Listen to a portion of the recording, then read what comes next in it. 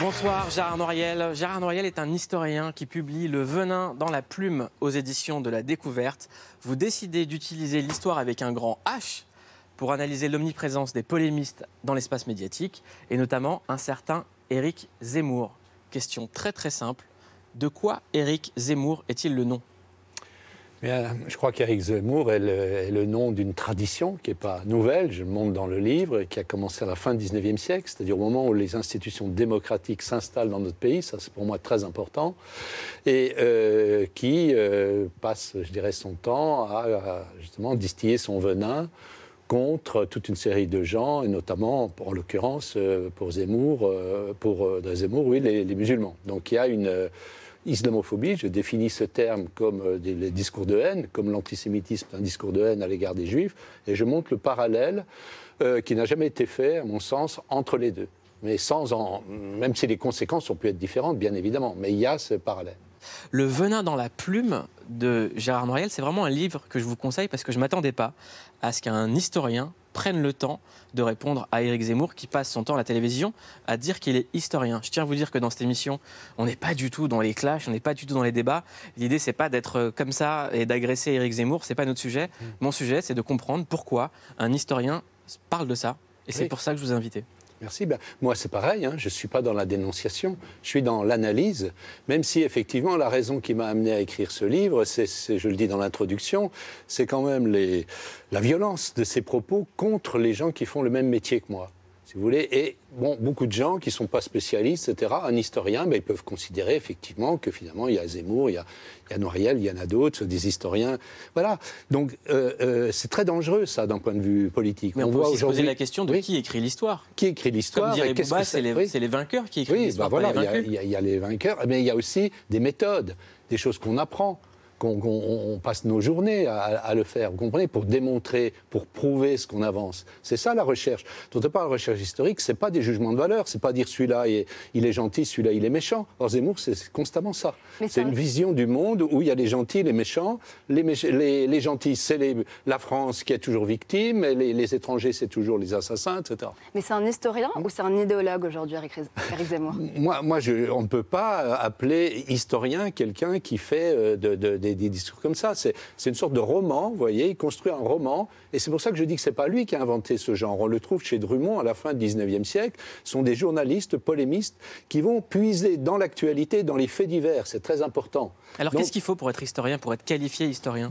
Je dirais, ce n'est pas forcément une question de diplôme ou d'études, c'est une question de pratique professionnelle. Ça a déjà du temps. Vous ne pouvez pas passer tout votre temps sur les plateaux télé, je suis désolé. En l'occurrence, vous êtes chez nous. Oui, voilà, mais c'est très rare, vous savez. Vous pouvez compter mes apparitions, elles sont rares, parce que sinon vous vous discréditez par rapport à vos collègues. En tout cas, Gérard Noiriel, il faut aller lire dans les bibliothèques, Vous êtes etc. un des seuls historiens dont on a adapté un livre au cinéma. Oui. Vous avez écrit le livre Chocolat.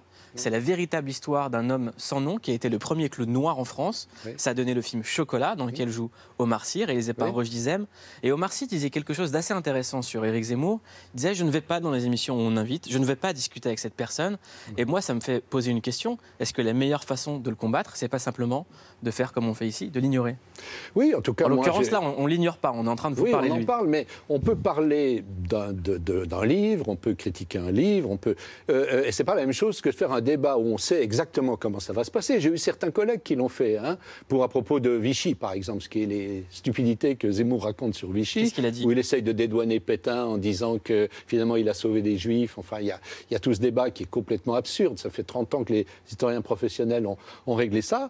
Mais sur un plateau, quand vous avez 5 minutes pour expliquer, vous comprenez tout de suite, on est pris dans des choses que ça devient compliqué, il faut du temps, etc. Et puis, nous, on n'a pas non plus l'expérience des plateaux. Est-ce que vous accepteriez, vous, de débattre avec Éric Zemmour? Non, ça j'ai dit clairement non. Mais pourquoi? Mais parce qu'on ne parle pas le même langage. C'est ce que j'explique dans le livre. Oui, mais alors c'est une sorte d'aveu d'échec des historiens de dire je ne veux pas débattre avec Éric Zemmour. On n'est pas obligé toujours de jouer sur terrain adverse, non?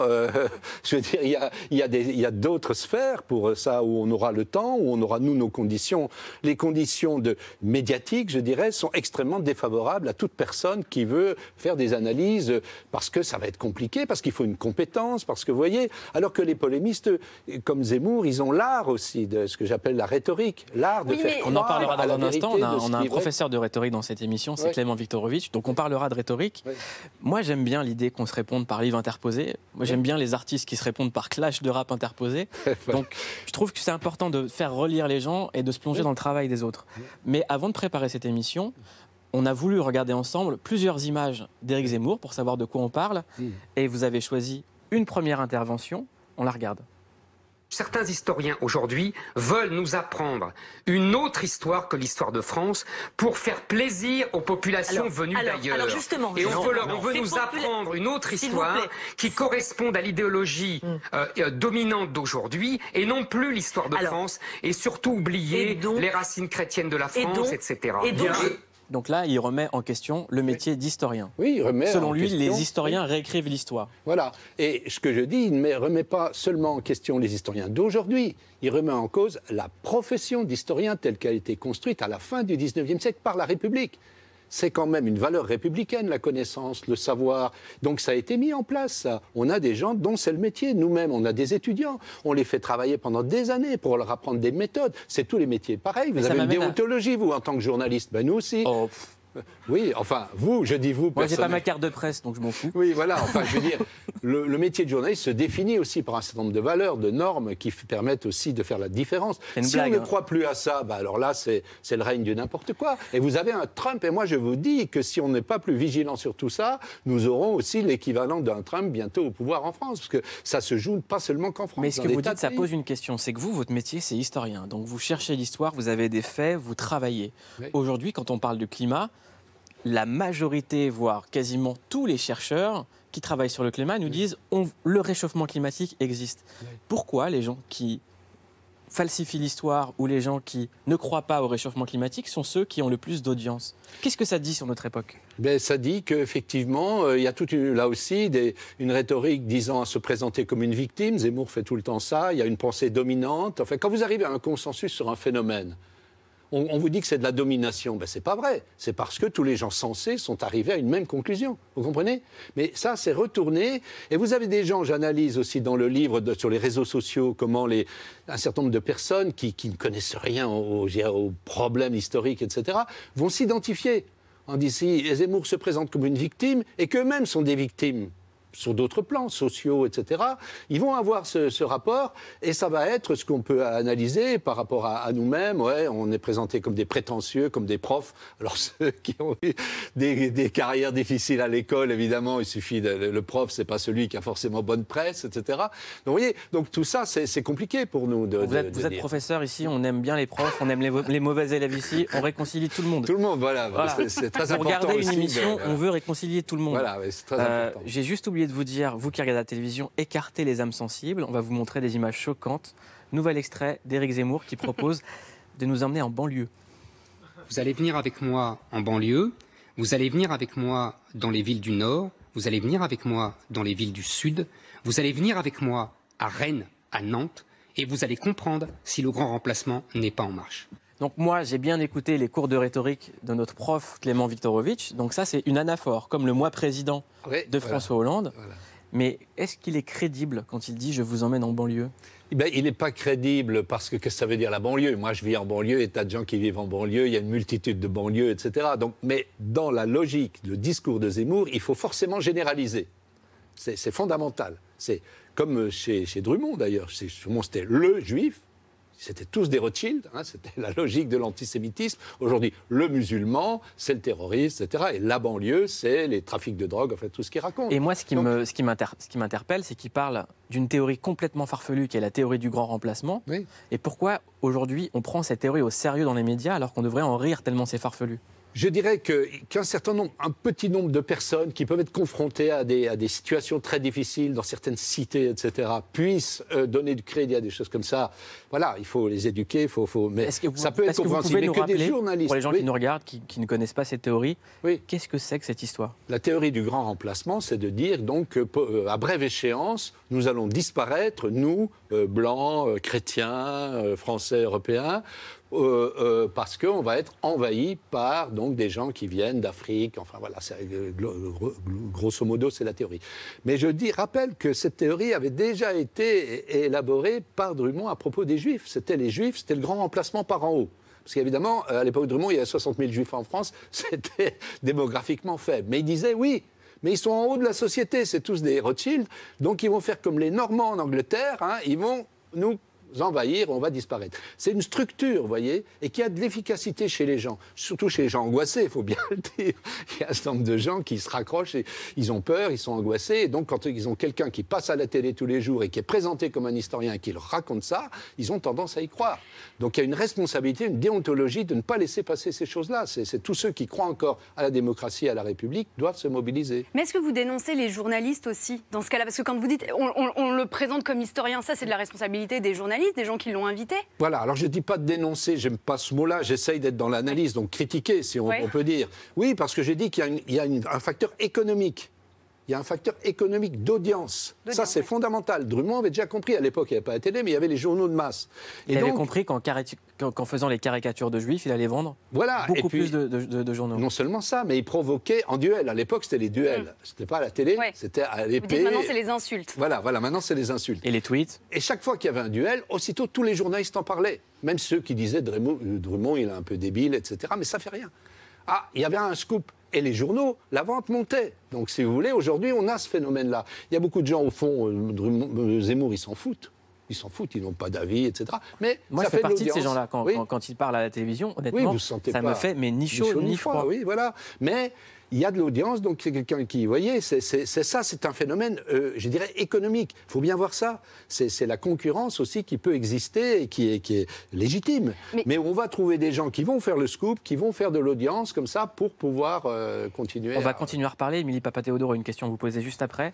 Mais on a un extrait qu'on va regarder ensemble. C'était le 17 novembre 2015 sur RTL, chez notre confrère Yves Calvi, qu'on embrasse, collègue de Canal+. Moi, ce qui me choque dans cet extrait, encore une fois, je vous préviens, vous qui êtes chez vous, c'est qu'il faut replacer dans le contexte. C'était quelques jours juste après les tragiques attentats du Bataclan du 13 novembre, attentats qui nous meurtrissent encore. J'aimerais qu'on regarde. Au lieu de bombarder Raqqa, la France devrait bombarder Molenbeek. Raqqa en Syrie, Molenbeek en Belgique, d'où sont venus les commandos du vendredi 13. Vous savez que cette phrase a beaucoup choqué, notamment en Belgique, parce que c'est quand même incroyable, quoi. Mais je dirais que ce n'est pas une phrase anodine, hein, c'est la conclusion de ce qu'il raconte dans son livre. Puisque dans son livre, il conclut en disant que pour rétablir l'unité de l'État face au communautarisme, il faut éliminer, comme Richelieu avait fait avec les protestants au XVIIe siècle, et donc ça s'inscrit dans cette perspective-là. Donc c'est quand même incroyable. Alors Yves Calvi a essayé un petit peu de désamorcer en disant c'est une blague, mais les gens n'ont pas de cette banlieue de Bruxelles n'ont pas pris ça comme une blague. Émilie Papatheodoro. Mais qu'est-ce qui marche finalement? Est-ce que c'est une fascination pour un être qui est sulfureux ou est-ce que c'est une adhésion aux idées? Qu'est-ce que ça dit de la France en fait?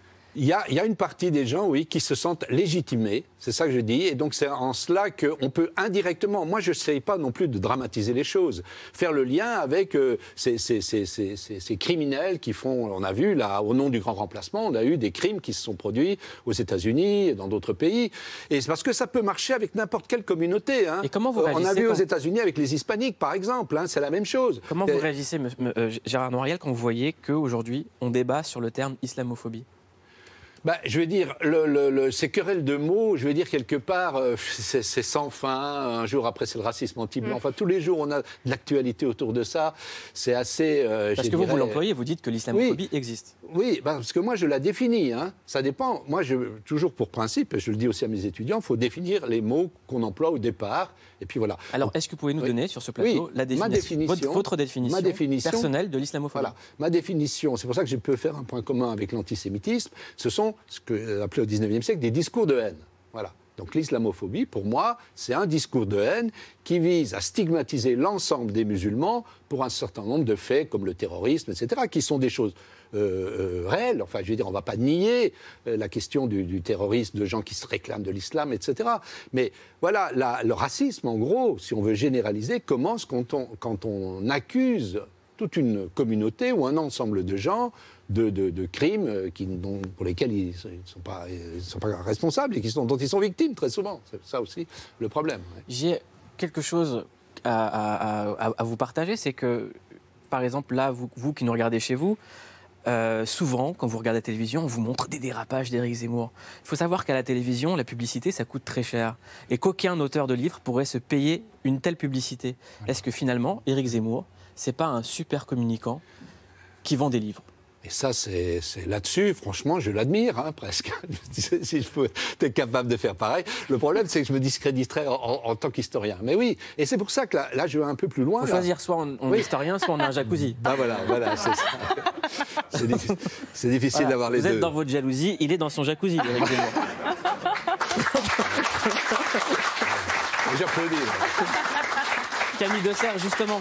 Oui, on va s'intéresser aux 3 derniers livres d'Éric Zemmour, tous publiés chez Albin Michel. Alors, on a contacté la maison d'édition ce matin qui n'a pas voulu nous donner les chiffres des ventes de ces 3 derniers livres. Ce qu'on a réussi à récupérer, ce sont les ventes en librairie uniquement en France. Donc, ça ne prend pas en compte les ventes de livres numériques. Le premier, 2014, Le Suicide français.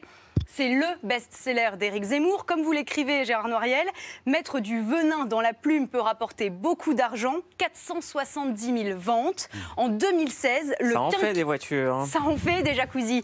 2016, le quinquennat pour rien. Rien de très comparable en termes de ventes, mais c'est quand même un très bon score pour un avec livre. Avec moins de venin aussi. Avec un peu moins de venin, 75 000 exemplaires vendus, c'est quand même pas mal. Là, il a refait le jardin. Là, voilà, exactement. Et 2018, presque le pavillon entier. Destin français, numéro 1 des ventes au moment de sa sortie, devant Amélie Nothomb, mais il a été très vite rattrapé par L'Arabe du futur de Riyad Satouf. Il a eu la compensation. Voilà, et pas mal. Je fais partie des gens qui ont acheté un des deux, devinez lequel. Donne pas trop d'indices. Et donc Éric Zemmour, Destin français, il en vendra près de 100 000. Gérard Noiriel, comment vous expliquez la vente de ces livres d'Éric Zemmour, mis à part peut-être une adhésion pour certains à ses idées, mais il y a quand même un effet de masse. Il y a un effet de masse. Alors, il faut décomposer. Il y a un noyau militant qui est autour du Figaro. Hein, c'est très clair. Quand j'ai analysé les comptes rendus du Figaro, qui sont dithyrambiques, où il est présenté, Zemmour est présenté comme un grand historien, un grand intellectuel, vous dites, c'est même, pour son dernier livre, c'est même le Figaro qui a lancé finalement la promotion. Ça, Je pense que le Figaro a besoin de vendre du papier et qu'Éric Zemmour fait vendre. Oui, non, mais c'est ça. Mais là, après, ce que j'explique pour la naissance de l'antisémitisme en France, c'était en grande partie, c'était pareil. C'était pas des gens qui soutenaient à fond, qui étaient antisémites. Ils n'avaient pas. Mais il y a une logique donc de vente économique derrière, de solidarité peut-être aussi professionnelle, hein, parce que il est comme Zemmour est chroniqueur au Figaro. Et est-ce que vous pensez, Gérard Noiriel, que votre livre sur Éric Zemmour sera votre livre le plus vendu ? Écoutez, si je dépasse les chiffres de mon histoire populaire de la France que j'ai publié l'an dernier, là chez un petit éditeur et où là j'ai sans forcément beaucoup de promos, on peut aussi. Il ne faut pas non plus désespérer. On n'est pas obligé de faire des promos tous azimuts pour vendre des livres, mais pas à ce niveau-là. Pour finir ce que je disais, on a ce noyau dur de gens qui se font de la promo. Puis après, il y a une extension du fait que Zemmour est connu, qu'il a, un réseau très important, etc. Et donc, ça se diffuse. Et je pense que chez beaucoup de journalistes, ils ne voient pas où est le problème. Un livre quand même qui était homophobe, sexiste, raciste, etc. On le diffuse et dans le même temps on va aller, je prends l'actualité, dans les stades de foot, là, ceux qui ont des cris homophobes, on leur tombe dessus, etc. Mais oui, mais ça vient d'où aussi? Pourquoi on ne fait pas le lien avec ceux qui sont les pourvoyeurs d'idées à ce niveau-là? Vous comprenez? On tombe toujours sur les faibles, enfin, ou le peuple, quoi, mais pas sur ces inspirateurs. Ça, c'est une chose qui m'exaspère. Clément, est-ce que tu peux me répéter juste la phrase de Coluche ? La phrase de Coluche, rendez-vous compte, il suffirait que les gens arrêtent de l'acheter pour que ça arrête de se vendre. Est-ce que ça s'applique à Éric Zemmour ? Ah bah ça, c'est le meilleur message qu'on puisse faire passer. Oui, parce qu'effectivement, c'est tout à fait lié. Et tout ce que vous disiez, effectivement, même si je n'ai pas vu Zemmour danser encore. Mais... Je pensais que ça va durer encore longtemps. Combien de temps ? Je pense que c'est un enjeu de lutte, comme on dit. Ça dépend de nous aussi. C'est de tous les citoyens, comme vous disiez d'ailleurs, par rapport aux forces. Ça a toujours été comme ça. Drummond, d'ailleurs, vous savez, lui, il a été élu député. Alors je le dis aussi parce qu'il est question que Zemmour s'engage en politique. Bon. Drummond a été élu député, et puis après, ça a été le déclin. Après l'affaire Dreyfus, c'est un grand moment pour le recul de l'antisémitisme, il s'écroule, mais le venin qu'il avait semé dans ses bouquins, il a ressurgi dans les années 30. C'est comme un virus, vous voyez, qui peut rester tapis tant que ça va bien, puis dès qu'il y a une crise qui revient, allez hop, on ressort les vieux trucs. C'est comme un herpès, en fait. Je ne suis pas spécialiste des maladies, mais... Non, vous êtes historien et vous publiez Le venin dans la plume aux éditions de La Découverte. Ça sort aujourd'hui. Merci beaucoup. Merci à vous. Merci.